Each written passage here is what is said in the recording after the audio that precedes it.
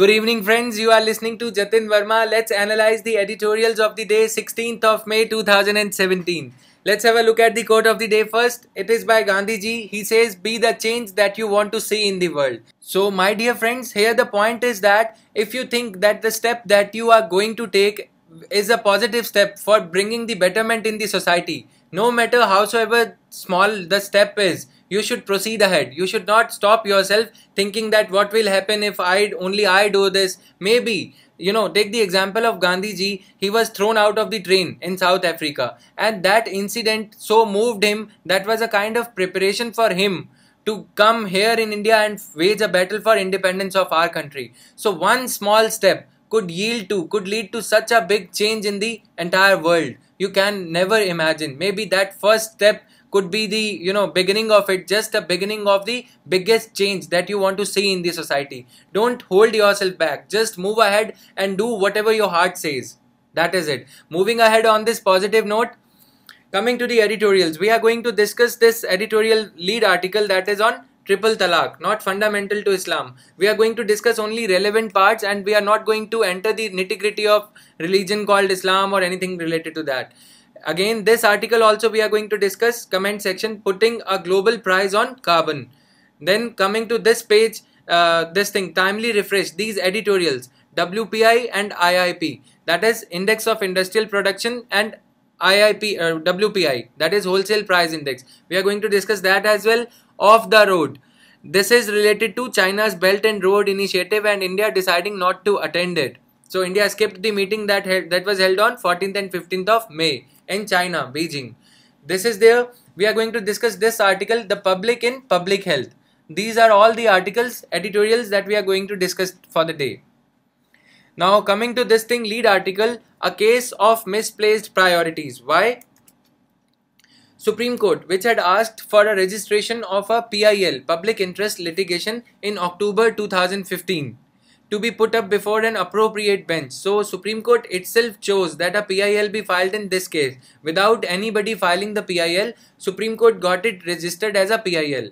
Surprisingly, the case in which the PIL was ordered, Prakash versus Fulavati 2016, had nothing to do with the Muslim law. It pertained to the rights of Hindu daughters under the Hindu Succession Amendment Act 2005. So the case was related to Hindu Succession Amendment Act, and PIL got registered in the Muslim, you can say, triple talaq matter. The Supreme Court's self-registered PIL brought into sharp focus the Muslim issues, which despite their gender discriminatory and un-Islamic nature did not deserve to be prioritized. So the writer here is only saying that other important issues were there which were neglected by the Supreme Court at the cost of only this issue called triple talaq issue. Supreme Court prioritized only this issue and disregarded the other important issues affecting the women, the condition of women in the Muslim society. Indeed, amid a storm of media hype, one of these issues, triple talaq, metamorphosed into a convenient stick in the hands of the majoritarian forces to beat the Muslims with. So you understand, majoritarian forces, so it become a convenient tool in the hands of these majoritarian forces to beat the Muslim community with, in the sense to ask for the reform of Muslim law. This is the kind of beating word in this context has been used. It is not the kind of physical beating. It was politicized to the extent that it became a topic of heated debate during the recent UP elections, as though it was the only problem facing Muslim women. So there are other graver problems as well. Let's have a look at them. A look at 2011 census would tell us that a total of Muslim female population of 83.97 million in India, about 2.12 lakh are divorced. The census, however, does not tell us by what legal procedure these women were divorced, whether they were divorced by triple talaq or through legal means or any other means they were divorced through. Since still, compare this to the fact that a whopping 48.1% of Muslim women in India are illiterate as per the same census. If despite these hard facts, there is a misplaced emphasis on triple talaq, it is the direct result of relying on studies conducted by Bharatiya Muslim Mahila Andolan, wherein this practice was projected as most significant issue affecting Muslim women. So this is there. this is a misplaced emphasis. Writer is saying that overemphasis has been placed on this issue only. Single-handedly, even judiciary and our society, our media, combinedly, they have focused on this issue rather than paying heed to such issues like this is there. You can also read Sachar Committee, salient recommendations of Sachar Committee with respect to women. They would be important for your writing good answers in GS paper 1. I am talking about GS mains paper 1, writing good answers when it comes to subjective answers. Then for prelims, it does not hold much relevance. Only things that you need to remember is what is the sex ratio amongst Muslim women in India. These things you have to pay heed to. The way forward, given the reluctance of Muslim religious bodies in India to give up the sectarian conformism. Sectarian conformism means and delegitimize talaq-e-bida. The Supreme Court will be well within its rights under Article 141 and 142 of our Constitution. So you have to read these articles on your own. Those friends of mine who have been following me regularly, they should be remembering at least. You should be able to recall these articles, at least the heading of these articles. So this is there. Given the reluctance of Muslim religious bodies in order to give up their sectarian conformism, that means in order to if they are not reforming themselves, then Supreme Court can move ahead and under Article 141 and 142 of our Constitution, resorting to these articles in consultation with the progressive Islamic scholars. Since these Muslim religious bodies, they are not yielding, so Supreme Court can take the consultation from progressive Islamic scholars. A neoteric interpretation of the terms talaq and shariat mentioned in section 2 of the Muslim Personal Law Shariat Application Act 1937 and lay down the procedure of divorce in accordance with the egalitarian and gender just principles of the Quran. This is what the Supreme Court can do. So this is there. Now Supreme Court is very well within its rights if it wants to proceed ahead, because constitutional provisions mandate the Supreme Court to do so, empower the Supreme Court to do so. Article 141 and 142. Obviously you are going to also read about Article 143, your beloved one. So you are going to read these 3 articles related to Supreme Court today. In pursuance of this, the Constitution Bench may, without putting the Muslim personal law to the test of Article 13 Clause 1, further clarify, elaborate and enlarge the scope of Shamim Ara judgment and make the Quranic procedure of divorce ratified in that ruling common to both men and women. So under this Shamim Ara judgment, some progressive elements were introduced into this provision of triple talaq. Okay, Quranic procedure of divorce ratified in the ruling common to both men and women. This is there. What is Article 13 Clause 1? Let's read it here. Laws inconsistent with or in derogation of fundamental rights. Clause 1 says, Article 13 Clause 1, all laws in force in the territory of India immediately before the commencement of this Constitution, insofar as they are inconsistent with the provisions of this part, shall to the extent of such inconsistency be void. So simple meaning here is that the laws that are there in the territory of India, if suppose you have a right to privacy, if any law is there before the even before existing before the independence, if any law is there that is inconsistent with your right to, you can say, right to life. Let's take the example of right to life. So that law should be declared invalid or declared unconstitutional, illegal, insofar as it deprives you of your right to life. So nobody can deny you your right to life because it is your constitutional right. Even if there is a law already existing in the Constitution, or already existing in the statute book of our countries, whatever laws were created by British Parliament or were created by our own Parliament, even after the independence, these laws should be inconsistent. Should be declared inconsistent with the fundamental rights chapter of our Constitution and will be declared unconstitutional to the extent that they are not in consistency with the fundamental rights, any of the fundamental rights. So this is there. So this is the article definition of Article 13 Clause 1. So Supreme Court, taking a page from this Article 30, taking a leaf from Article 13 Clause 1, clarified that Supreme Court can clarify now, elaborate and enlarge the scope of Shamim Ara judgment that is already existing. You need not get into so much of nitty-gritty actually, because that thing will complicate the things for you. Just try to understand that Supreme Court can use Article 141, 142, Article 13 Clause 1 and can clarify, elaborate and enlarge the scope of Muslim personal law. That's it. That should be the point in your answer. Moving forward, editorial 1. One Belt, One Road initiative. See, the tone of the writer is basically that India should have attended. India should have attended the summit that was held in Beijing from May 14 to May 15. Now, when the government was not clarifying the stand, Hindu editorials were saying that government should go ahead and attend it. And now they take the vice versa stand. Okay, they were saying that government should not attend it. Then now they have to take an anti-view towards whatever the government has done. So let's analyze, keeping in mind that tone of writer is that India should have attended. We are going to criticize whatever stand the editor has taken over here. China concluded first Belt and Road Conclave. Next one is going to held in 2019, right? While 130 countries participated, of which at least 68 are now a part of $900 billion infrastructure corridor project. India boycotted the event, making its concerns public hours before the forum commenced in Beijing. India's reservations, according to the Ministry of External Affairs, are threefold. What are they? 1. The B&RI flagship projects is the China-Pakistan economic corridor. One concern is that one of the BRI's stretch, that is China-Pakistan economic corridor, passes through Pakistan occupied Kashmir, which is a valid concern of India, which includes project in the Gilgit-Baltistan region, ignoring the India's sovereignty and territorial integrity. 2. The B&RI infrastructure project structure smacks of Chinese neo-colonialism and could cause an unsustainable debt burden for communities with an adverse impact on the environment in the partner countries. And 3. There is a lack of transparency in China's agenda, indicating that the New Delhi believes the B&RI is not just an economic project, but one that China is promoting for political control.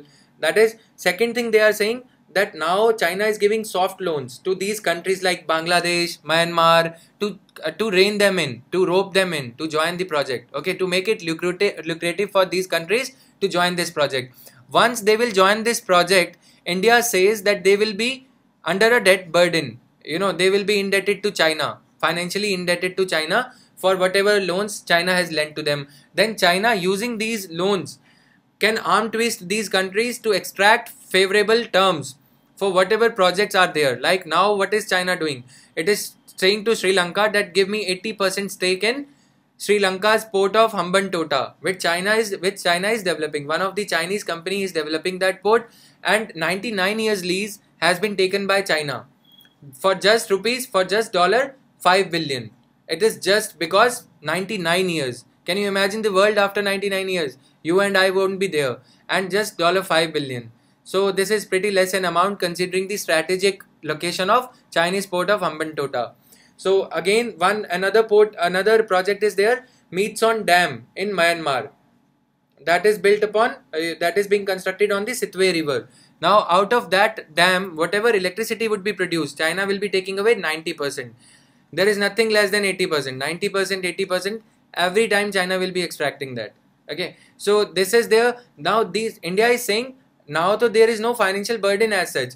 Once all these countries in the vicinity of India, in the neighboring, in the neighborhood of India, once they join this project, what will happen?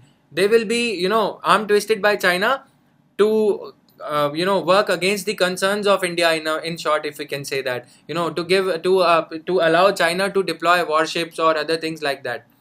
And 3, there is a lack of transparency in China's agenda, indicating that it is not just an economic project but also a political one for promoting political control in 2050s or 2060s. This is there. The decision to not attend even as an observer, however, now the writer starts with his own spree, however, effectively closes the door for diplomacy. It stands in contrast to countries such as USA and Japan, which are not a part of B&RI but sent official delegations. So he is saying that we should have at least sent our official delegations like USA and Japan. I would like to counter it by saying that USA's and Japan's sovereignty has not been challenged by any of China's project when it comes to Belt and Road Initiative being propagated by China. So is the comparison legitimate when one country, India, whose sovereignty is being challenged because of Pakistan occupied Kashmir thing, that one of the sub-projects of this entire project of One Belt, One Road initiative, one of the project passes through Pakistan occupied Kashmir. We are going to see it in the map. So hold on for now. Now this is happening. So can you compare USA and Japan? USA is far away from China, and China has in no way challenged the sovereignty of USA and even Japan. So this is illogical a comparison. Each of India's neighbors, with the exception of Bhutan, has signed up for the B&RI. So here is a trap for you for prelims. Exception Bhutan has signed up for the B&RI, expecting to see billions of dollars in loans for projects including roads, rail, gas, pipeline, oil pipelines, electricity and telecommunications connectivity. India's anxiety about the possible debt trap may be well founded, but it ignores the benefit these countries only believe will accrue from the project. So the writer is just criticizing the Indian government's stand, that why it did not attend, because it is, closing the door for diplomacy. Now India's anxiety is, understandable, but you should also, it is telling to the government that you should also take the benefits into account. Simply put, India cannot appear to be more worried about these countries than their own governments, or to determine their stance. So India cannot determine their stance now. The times have changed. As a friend and neighbor, India can at best alert them to the perils of B&RI and offer assistance should they choose another path. Offer assistance. So this is, improbable for India in such circumstances. So India can at least convince the world countries that, see, injustice is happening with India. Difficulties that lie ahead for India. What are the difficulties here? India may also face some difficult choices in the road ahead, because as a co-founder of Asian Infrastructure Investment Bank and as a member of Shanghai Cooperation Organization from June 2017. So India is just an observer country in SCO as of now. So if this membership is, granted before June 18, then your answer should be that yes, India is a member of SCO. If in case some question comes, because these are the, traps that UPSC very well loves. This is there, you have to be careful. If any of the summit happens before June 18, then your answer should be yes. Otherwise, your answer should be no. Okay. Conclusion. At such a point, especially given the endorsement from the UN Secretary General, who said that B&RI is rooted in a shared vision. UN Secretary General is saying that, it is beneficial for the global development. India should not simply sit out of the project. Writer is saying that when UN Secretary General himself has endorsed this project, so there is no reason for India to sit out. It must actively engage with China to have its particular grievances addressed. That is okay. We have already engaged. We have already enlisted our concern to China, or backdoor diplomacy might also be going on. Writer may not have been informed. I and you are now informed. Or articulate its concern to other partner countries. So this is a very important and in fact a very good point, that we should articulate at whatever bilateral meeting we are having with any of the world leaders. We should articulate our concern to the other partner countries in a more productive manner, that our concern should be addressed. Pakistan should not be let to hold the sway in this Pakistan occupied region anymore, and it should not be endorsed by China at least.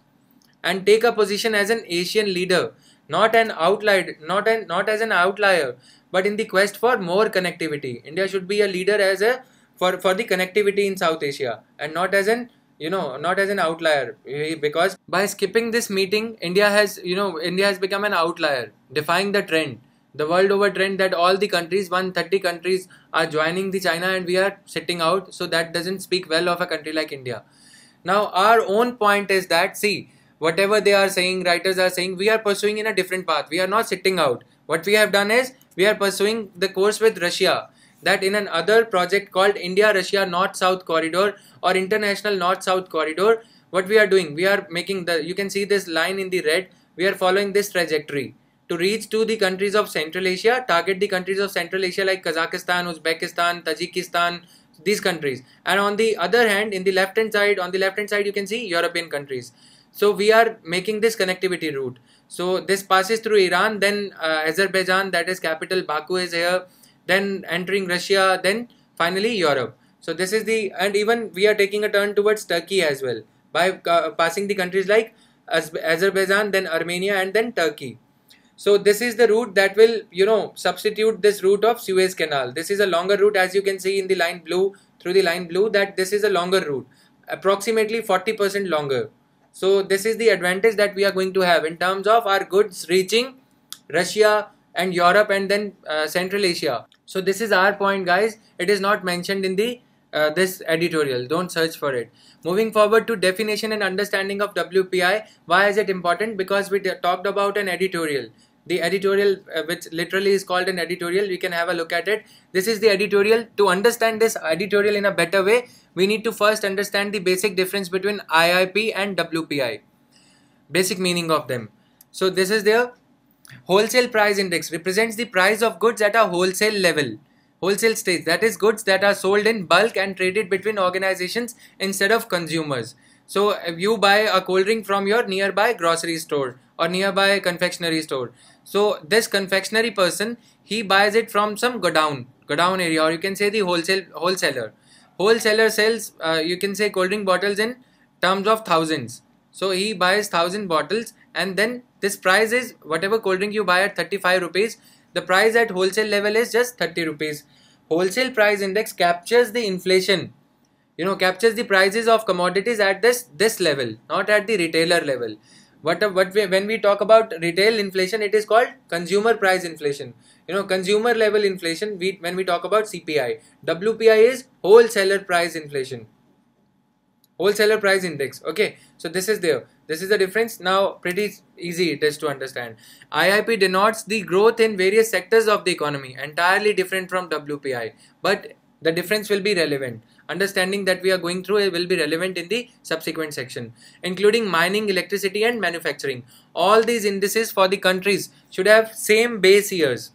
This is the point to be taken, to be noted, that all these indices at a given point of time should have same base year. That is, earlier the base year was 2004-05. Now it has been updated to 2011-12. And these indices should be changed periodically, maybe every 5 years or so. So as they are important to capture the dynamic conditions. Suppose if inflation is increasing in the last, from 2004-05 onwards, the inflation has increased enormously. So will it be right for us to use 2004-05 index for the purpose of calculating inflation? No. It will not be in the propriety of things you can say, to direct the policy initiatives of the government and RBI. RBI is very much interested in the WPI and CPI, that is inflation, wholesale price index. It guides the efforts of the direction of the RBI's monetary policy. So dynamic conditions of the overall economy, which keeps changing over time, that is every quarter it keeps changing, but still it is not possible for government or any other agency to update it every 3 months or every quarter, pan India level. It will be too difficult a task for any authority to achieve this, okay, considering the kind of diverse country that India is. So maybe every 5 years it is possible. So every 5 years it should be brought nearer to the present year. So we have now chosen it to be 2011 and 12. So whatever the price level was there at 2011-12, during 2011-12, that price has been taken to be the base price.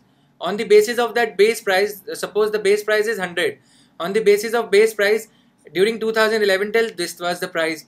At the end of 2012-13, that is 31st of March 2013, what is the price of the commodity which was of 100 rupees during 2011-12? If it is 109 rupees, then inflation is at the WPI, that is at its wholesale price level.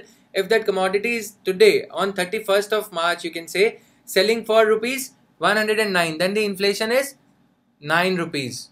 That is 9% over here, right? 109 rupees is the price in absolute terms, and in percentage term it will be 9% inflation.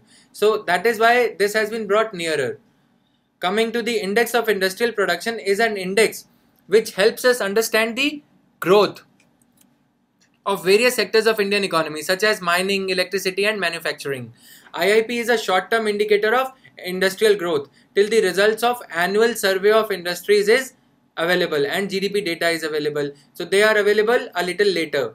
IIP, kind of helps us as in terms of checking the real-time progress in the industrial production. So IIP is released by Central Statistical Office and the Ministry of Statistics and Program Implementation.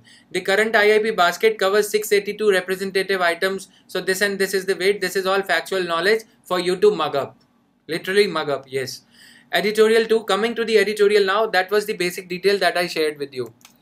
The latest revision to the base year for IIP and wholesale price index reveal an overall macroeconomic picture that is at once heartening given the underlying resilience reflected in the data. IIP data founded on the new base year of 2011-12 show that industrial output has grown annually at an average pace of 3.82% over the last 5 fiscal years. That is 11-12 onwards, last 5, 11-12, 12-13 and so on, with a 5% rate of growth in 12 months ended March 2017. So the moment when we start coming closer to 2017, growth rate is increasing. Now contrast this with 1.42% average pace based on previous 2004-5 base year, with 2016-17 showing a paltry 0.7% expansion. Why? Because this base during 2004-5 the growth rate was high. Indian economy was booming as the world was. So that is why if we take this to be the base year, now the growth that we had in 2017 is just 0.7%, 0.7% of whatever growth we had in 2004-5. So that is why now updating it to 2011-12, we can see that in the near future we had lesser growth, but today we are performing better than the way we performed in 2011-12. You can see it here, average is 3.82% and the average considering the 2004-5 base is 1.42% only.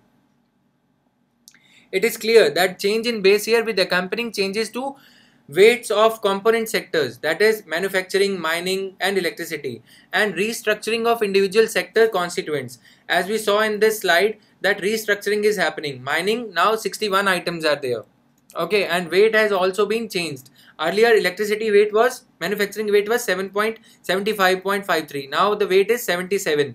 Okay, the new weight is 77. Likewise, electricity's weight has been reduced by commensurate amount, that commensurate percentage points, that is 2 percentage points. So this is there. It is clear that the change in base year with accompanying changes, now understand this line, and restructuring of individual sectoral constituents, that is sectoral constituents have also been reorganized. So this have all helped signal industrial activity as having been far more robust over the entire time period than had previously been posited. Because when we were using 2004-5 data, this was shown in the poor light, that industrial activity is not happening at all. Why? Because this is the base year with a higher growth rate than we are having at present. So if you are taking the base as during 2004-5 if the base was 100, but during 2005-6 we had a growth rate of 100 and you can say 10%. Indian economy had a growth rate of 10% and industrial index of industrial production grew by 10%. Okay, so now if industrial index, this is growing by just 5%, even if that is better than 2011-12, but when compared with 2004-5 base year level, it will be shown in poor light only, because you are comparing with 10%, and here when we see it here, it was just 3.82% if we are saying the average is coming. So at 2011-12 level, maybe the average was just 3%. So this will be seen as a betterment over 2011-12. That is the entire crux of the matter. The caveats and the explanations too need to be mentioned up front. The simultaneous updating of base year for WPI to the same 2011-12 means that deflator applied to 109 items captured in value terms in new IIP, 54 in the older series, 100 new items that have been captured now. Okay, we talked about reorganization or tinkering with the sectoral constituents. So new items have been captured. Earlier you were using the surf called, you can say, Ghadi detergent powder or Nirma powder. Now you are using what? Surf Excel. So now Surf Excel has been added. Okay, and likewise Nirma detergent or whatever traditional surf was there, it has been removed from the item. So due to this updation, okay, some growth has been captured which was not being captured earlier. And other thing is, since WPI, that is inflation, which is low during 2011-12, so that is also showing the growth to be in the good light. Also, Central Statistics Office makes clear that growth rates of two series are not strictly comparable, since indices for 2011-12 have been normalized to 100 at a monthly level. So growth rate of two series are not strictly comparable. That is the series of 2011-12 and 2004-5. Because 2011-12, since the indices for 2011-12 have been normalized to 100 at a monthly level. So these are technical point, guys. Unless you are preparing for statistics exam or anything like that, you need not bother yourself with these details. The breadth and relatively contemporary nature of the data capture. The basic point is that the data being captured should be compared with the contemporary data of 2011-12. It should not be older than 5 years.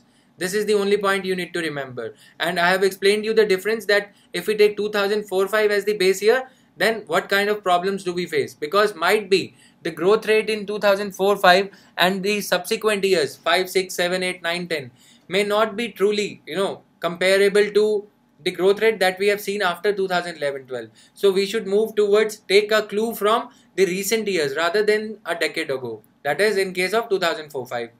So it has meant that the information is now appreciably more representative. That information that RBI is getting now to direct its monetary policy, or the government is getting to direct its industrial policy, so that textile policy or any other policy. So whatever policy is to be guided, it should be guided on the basis of this data. And the data has become more representative. Why representative? 100 new items captured in value terms in the new IIP.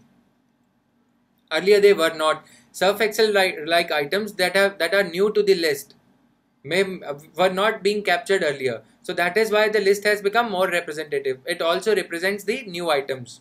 This is there. Facts. Manufacturing sees its weight in the index raised by slightly more than 2 percentage points. That is 77 point. Earlier it was 75.53. Okay, 75.57 or 53. Now it has been increased to 77.63. While electricity, which now includes renewable resources, has had its weight paired to just under 8% in the new series. And most interestingly, a mechanism in the form of technical review committee has been put in place to periodically review the products featuring in the item list and to revise the series dynamically. Now the technical review committee has been mandated to put in place periodically to periodically review the products featuring in the item list, so that the dichotomy between you using Surf Excel, the consumer using Surf Excel, and IIP, or you can say WPI capturing wholesale price index capturing just Nirma or any other kind of soap which is no longer under use. This dichotomy could be bridged very easily because of periodic review by the technical review committee. So this is going to happen. The reviews to be undertaken separately for both the IIP and WPI will help ensure that data pertaining to the industrial output and wholesale price inflation will be relatively current and more accurately reflect the economic trends. So now the data will be captured separately. Separate statistical officer will be going to capture the IIP data to record the IIP numbers, and separately another statistical officer will be going to record these numbers. It would be interesting to see to what extent the recent divergence between the IIP and the GDP numbers will narrow. So this entire exercise of IIP numbers and base year is calculated, is done just to know on real time basis that how much amount of GDP growth we are going to have. Okay, on the basis of that, the government plans, on the basis of this prediction, the government of India plans the tax revenue that it is going to get for the next year, and the kind of outlays it needs to make for expenditure it makes on the schemes running in the present year itself. So that is why it is done. While the significance of IIP figures as a policy determinant, be it monetary policy by RBI or fiscal policy by the government of India, cannot be overstated, especially given that RBI considers it as a key gauge of economic health. So pretty simple that it cannot be underestimated here, that we need to take into cognizance the real numbers, the numbers reflecting the reality on the ground should be taken into account while determining the RBI's policy. While reviewing its monetary stance, all data will finally need to stand the scrutiny of consistency. That data should be consistent. There should be no dichotomy, in the sense that IIP numbers are saying something else, WPI numbers are saying something else, and CPI, Consumer Price Index, is saying something else. And credibility against the conditions prevailing on the ground. Credibility here means that no matter government by manipulating the data or doing any such exercise will show the picture to be hunky-dory, in the sense quite rosy a picture. But when the real GDP numbers they arrive, that shows that credibility, the kind of dichotomy is again prevailing. Government showed it to be a rosy picture, okay, and later on GDP numbers are showing it in the poor light. So that's why the credibility of these numbers would get affected. That is why the writer is saying so. Another article, comment on carbon tax. There is a compelling evidence of global average temperature rise exceeding 2 degrees Celsius by the end of this century, that is by 2100. It has also been established in various scientific studies that any such warming of the planet will lead to increased natural calamities such as floods, cyclones, declined crop yields, and ecological degradation. A large increase in global temperatures correlates with an average 5% loss in global GDP, with poor countries suffering cost in excess of 10% of GDP.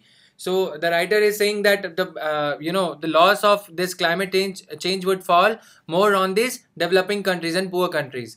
Now, what is carbon tax? Carbon tax regimes will only be effective if harmonized internationally. Different country-wise policies could lead to carbon leakages, where energy-intensive businesses will most likely move to less strict national regimes. So take the example of two countries. You can say the Western country is there, USA is there. USA has been allocated 25 carbon units.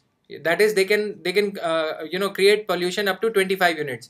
Now, developing countries on one hand have been given 75 units as their share of their allocation for pollution creation.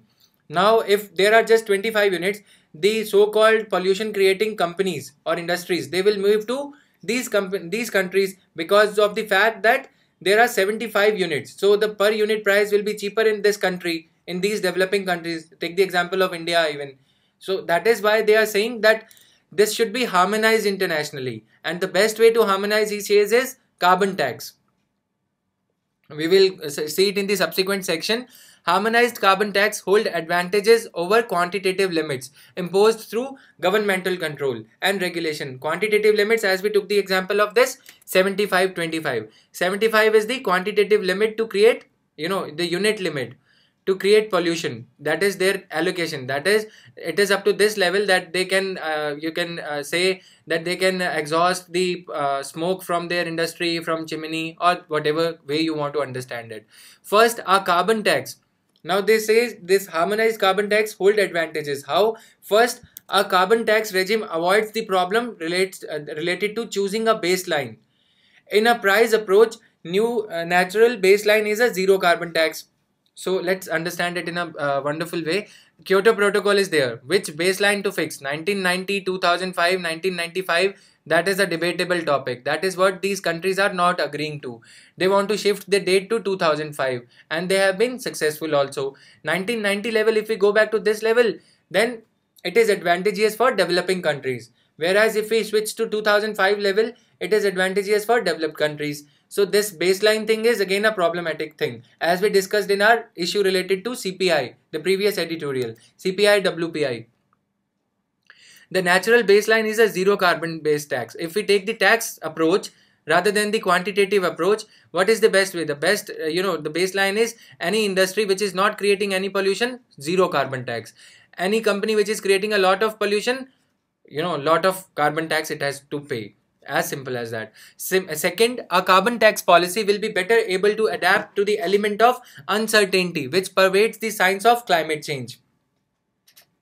A carbon tax policy will be better. Why it will be better? If the uncertainty is aggravated, if the climate change terrors or perils of climate change are more visible, then we can increase the carbon tax. Say if we are levying now $20 for every car manufactured for creating pollution in terms of steel, you can say processing, then tires manufacturing, whatever pollution has been caused in terms of manufacturing the car, we can levy a penalty, or you can say a carbon tax of $200. Then if the carbon tax dangers, they are increasing over a period of time, we can simply do what?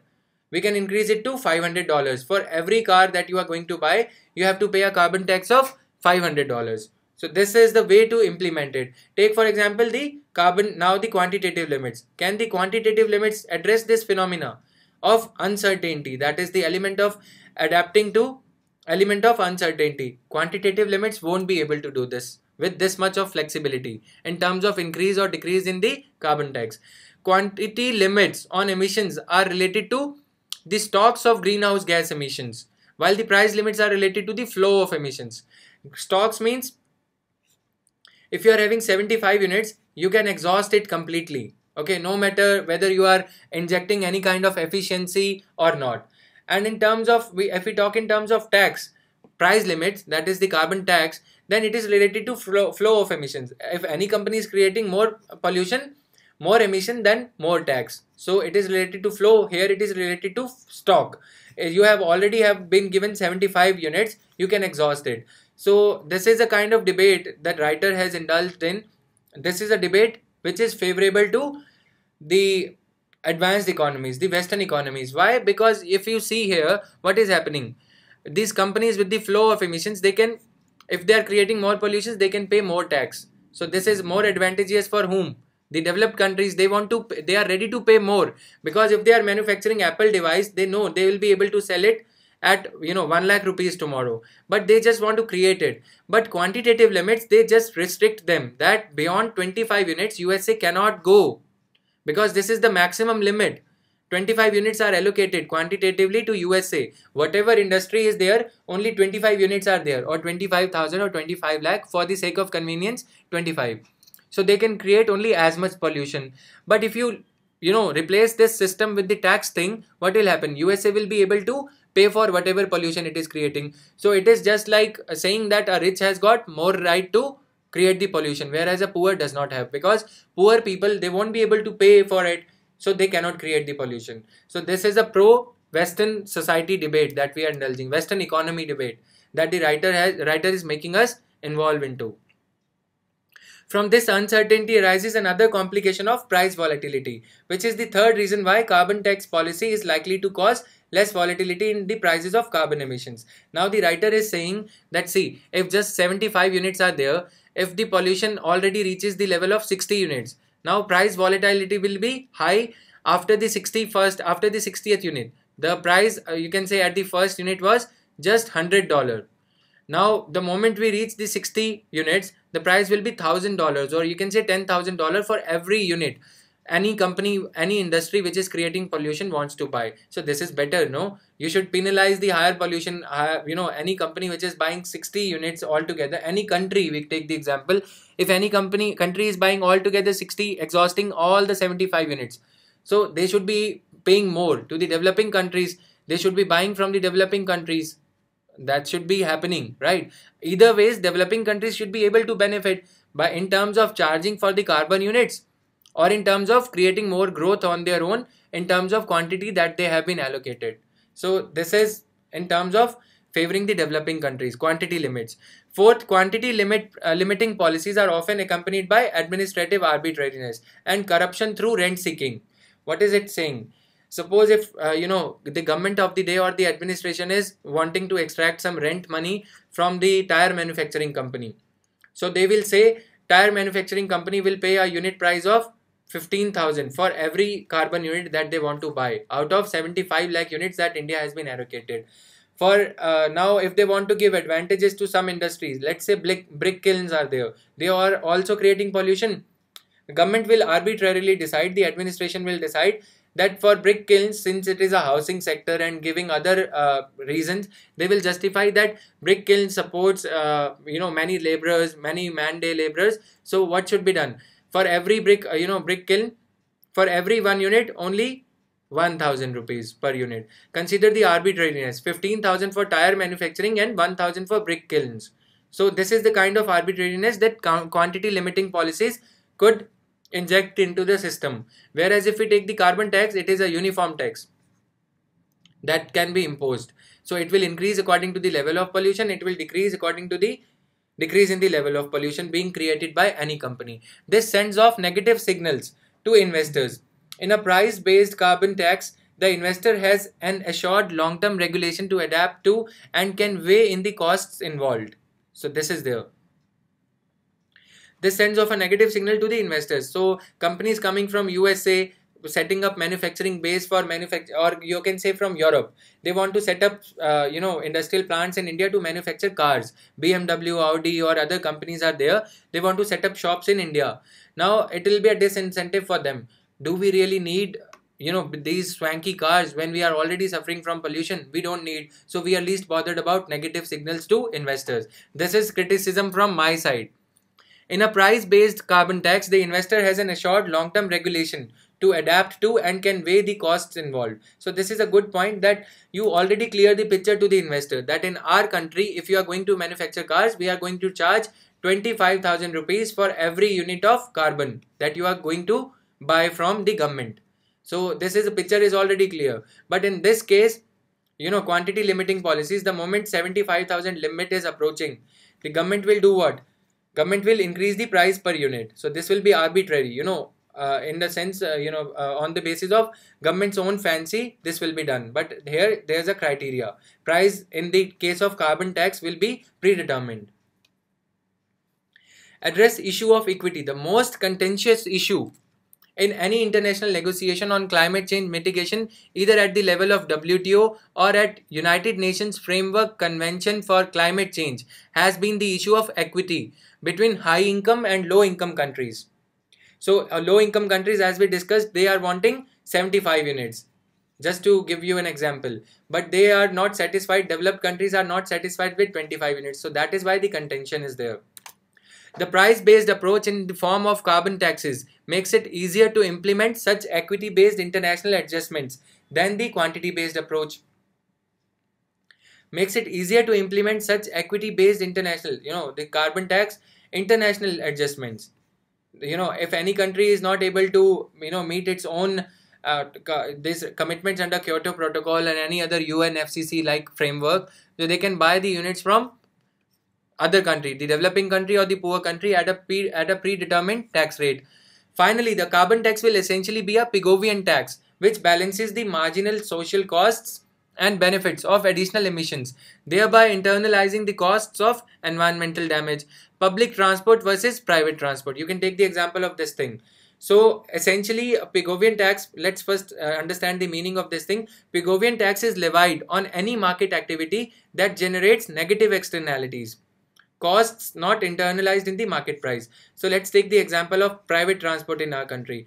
Until 2010, the petrol prices that we used to get refueled from these petrol stations, they were not market determined. What was happening? Cost was not internalized. If you are riding your own private car, you are again getting the subsidized fuel, whereas if you are traveling in the public transport, you are again getting the subsidized fuel. So cost should be high. In this case, the cost of the petrol is not commensurate with the comfort of riding in your own personal car. You are creating more pollution, but you are paying less in terms of petrol prices that this person who is traveling in a public transport bus, because he is sharing the space with others. You are traveling in your own car and still you are paying the same subsidized price. So here the cost is not internalized. But carbon tax, if at all it is levied, as I gave you an example of a car, $200 will be added to the price of the car the moment you buy it. So this is a kind of Pigovian tax. Even if you now buy, after the $200 has been adjusted in your car, price has been adjusted in your car, and then you go to the market and buy the car, okay, and then you get your car refueled, you get your tank filled and then you ride, you enjoy the ride. You are already have your cost has already been internalized in the price of the market price of the car, if not the petrol. So this is the best example I could think of. It can act as an incentive for consumers and producers to shift to more energy efficient sources and products. So consumers now will, after this Pigovian tax thing happens, consumer will think of mileage. Okay, I am buying such an expensive car, at least I should think of mileage now. Or they would switch to electrically run cars. Then producers will also start manufacturing high mileage cars. This is the kind of efficiency which will be injected because of this carbon tax thing. The tax is intended to correct an inefficient market. We are reading here, inefficient market outcome, and does so by being set equal to social costs of negative externalities. Social cost is what? If any person is inhaling the smoke coming out of any other person's car, he is inhaling a carcinogen. He is inhaling cancerous air. So in that sense, social cost is being balanced with the, you can say, this tax, Pigovian tax, that is the carbon tax here. So this was this thing over here. Some countries and regions such as USA and European Union already have a fairly successful carbon pricing regimes in place in the form of carbon taxes and emission trading schemes. So emission trading schemes are basically like we see in the Indian stock exchange. Stock exchange is there, we are going to buy the shares and we are going to sell the shares. So anybody who wishes to buy the shares, they can buy it. Similarly, emission trading schemes, carbon units are there. So if you are short on carbon units, you have exhausted the quota that was given to your industry, you can buy the carbon units from those industries who have not been able to, or who did not create sufficient amount of pollution. You can buy the free units from these companies through this emission trading schemes, right? So this is there. Some other countries have introduced general tax on energy consumption instead of direct tax on carbon content. So direct tax may not be as easy to administer. General tax here means you are mining coal and you are going to produce electricity. So direct, you can say direct general tax is there, 2000 rupees per ton for every ton of coal extracted from a mine, coal mine. So that will be a general tax. No, now whosoever runs a heater or air conditioner or even charging mobile from this coal generated electricity is being targeted over here. That is an indirect system of taxing the carbon. Direct system is like directly asking the person, the car buyer or the petrol who is getting the petrol getting refilled, then he will be asked to pay more price. This is difficult in our country because subsidization of diesel is there. Then the same petrol pump is being used for fueling these cars as well, the private cars and as well as the public transport. So this can be a good starting point for a shift in policy. The general taxation system can be a good starting point by countries while they deliberate on a harmonized carbon tax regime. This political consensus in favor of a direct carbon tax will be difficult to achieve in a low and middle income countries that have developmental priorities and lack the capacity to administer such regimes. So in countries like India, as I gave you an example of fueling station, this is the same petrol pump. Now if same private car is going there and another public transport bus or any, you can say any truck is there which you can say ferries the vegetables. So vegetables are common good. So same diesel has been subsidized for this thing, the trucks and the public transport buses, but a private car is taking advantage of this thing. So can we ask the this petrol pump owner to make such a system that there is a separate kind of filling machine for these private cars and a separate machine for the public transport buses? It would be difficult because there will be leakages, there will be malpractices. So this is general tax on energy consumption right at the refinery level itself. If you tax the petrol at a higher rate, that will be general tax on energy consumption. That is what government of India is already doing because tax rates are already high on petroleum products. So this is happening already. Now cap and tax, another important thing, another interesting thing. A general tax on energy consumption combined with a technology-centric policy that promotes entrepreneurs and investors who develop low energy-intensive products can be a good starting point from where they can gradually move towards a direct carbon tax. So now incentivizing the solar panel manufacturers, incentivizing the electrical car manufacturers, then electrical two-wheelers like many are there in the market, proliferating in the market. So first we need to promote those entrepreneurs, like those who are manufacturing batteries or those who are manufacturing e-rickshaws. We can incentivize them. This will be a good starting point for poor and developing countries. Another near-term approach can be a cap and tax, which combines the strength of both quantity and price approach. Cap and tax means cap should also be there. 75 units have been allocated to a country called India, and then taxation is also there running parallelly. That is, every single unit that you buy from a coal generated electricity, a tax will also be there. 2000 rupees per ton has already been added. Cap is also there that you cannot exceed this. This is a kind of hybrid formula that is there. So this is good to implement. Cap and tax might also address the concerns of environmentalists that price-based approach does not impose hard constraints on emissions. As we discussed about USA company, that they have money to pay. Even if they are exceeding their pollution limits, they can ask the somebody else who is having surplus units to pay them, to give them the units and get the money from them. So there are no hard constraints. If you have money, you rule the day. but cap and tax is there that beyond 75 units you cannot go, and even on those 75 units tax needs to be paid. So that is the kind of hybrid model. Coming to the last article, it basically is talking about Rashtriya Swasthya Bima Yojana. What are the lacunae, how to overcome those imperfections in the running, in the administration of this scheme called Rashtriya Swasthya Bima Yojana. Now, RSBY features, you are going to tell here, that is why the red question mark over here. Under the scheme, a below poverty line family of 5 is covered. Don't add yourself, that is only 5 are there, not 6. Is entitled to more than 700 treatments and procedures at government set prices for an annual enrollment fee of rupees 30 only. Rashtriya Swasthya Bima Yojana problems. The writer is saying, higher budgetary allocations can only constitute a small part of the solution. We always target only the lower budgetary allocations. We only keep arguing about the budget thing. Whatever has the, what allocation has been made by finance ministry for this thing during budget and other things. But other pertinent issues are 9 years after its implementation, it has failed to cover a large number of targeted families, almost 3/5 of them. Their exclusion has been due to factors like the prevalent discrimination against disadvantaged groups. When some people from disadvantaged groups, they go to hospitals, doctors just shoo them away. They discourage them from availing of any treatment. They are not given a polite treatment. A lack of mandate on insurance companies to achieve a higher enrollment rates. Like in India, we have enrollment rates for, the achievement target rate for priority sector lending for banks, that 40% of their total lending of loans they have to give to their priority sector lending, agriculture, cooperative farming and other things, and MSME sector. But in such cases, like in this Rashtriya Swasthya Bima Yojana, insurance companies are not bound to achieve targets with respect to enrollment of these people from disadvantaged groups. So this kind of foundation is not there on the insurance companies. An absence of oversight by government agencies. So there is no oversight as well.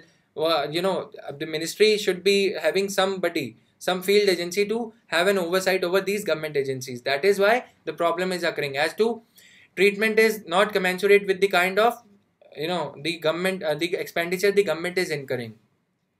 Increase in hospitalization. This is a, worrisome phenomena that is seen in the operational, administration of Rashtriya Swasthya Bima Yojana. What is happening is, there is increase in hospitalization rate, that is inpatient care. People are admitted. Any person who is suffering from minor ailment, he is admitted to the hospital and given some kind of treatment which is not warranted considering the condition of the patient, and then he is operated upon, some surgery is done, and then charges are levied by the empanelled hospitals. What are the empanelled hospitals? Hospitals in the areas where the government does not have its own hospitals. So private hospitals, they are empanelled to provide the services under Rashtriya Swasthya Bima Yojana. So what do?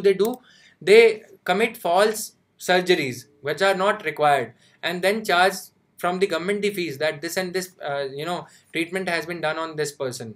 Often doctors and hospitals have colluded in performing unnecessary surgical procedures on patients to claim insurance money. For instance, hospitals have claimed reimbursements worth millions of rupees for conducting surgeries on thousands of unsuspecting poor women. Indeed, in the absence of regulations and standards, perverse incentives are created for empanelled hospitals to conduct surgeries. What are the perverse incentives? That you conduct as many surgeries and you will remain empanelled. Otherwise, your empanelment will be lost and will be given to some other private hospital. It is thus not surprising that there is no robust evidence of improvement in the health outcomes, but the budget outlays are increasing or decreasing, or a lot of argument is happening over budget allocations for RSBY. But health outcomes, they are not improving when seen in the field level. Despite having an RSBY, there is a near consensus that RSBY has resulted in increased out-of-pocket expenditure. Out-of-pocket expenditure means, though it is a cashless scheme, Rashtriya Swasthya Bima Yojana, many users are exploited by unscrupulous hospital staff.